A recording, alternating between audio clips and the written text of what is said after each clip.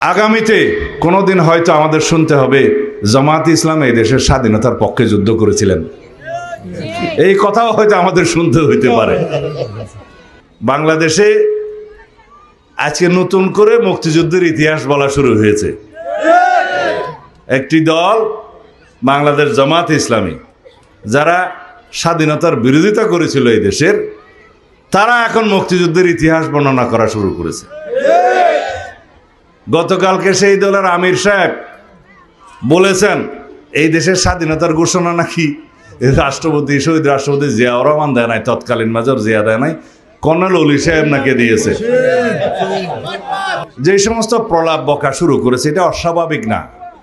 কারণ যারা বাংলাদেশের স্বাধীনতার বিরোধিতা করেছিল, তারা বাংলাদেশের স্বাধীনতার ইতিহাসকে বিকৃতি করবে, এটাই স্বাভাবিক। বাংলাদেশের মানুষ জানে আজকে তারা যে নবরূপে নিজেদেরকে মুক্তিযোদ্ধার দল হিসেবে প্রতিষ্ঠা করতে চায়, সেটা একটা প্রতারণা, ধোঁকাবাজি।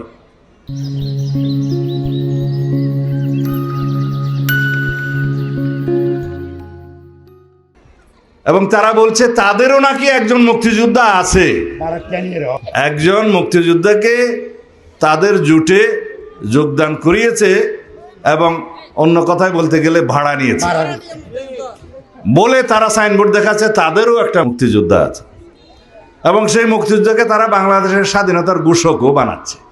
এদেশের মুক্তিযোদ্ধারা সেটা অবশ্যই মেনে নেবে না এবং তারা প্রতিবাদ জানাবে, আমি বিশ্বাস করি। এদেশের সকল জনগণ, দেশপ্রেমিক, যারা স্বাধীনতার পক্ষের শক্তি, তারা প্রতিবাদ জানাবে, আমরা জানি।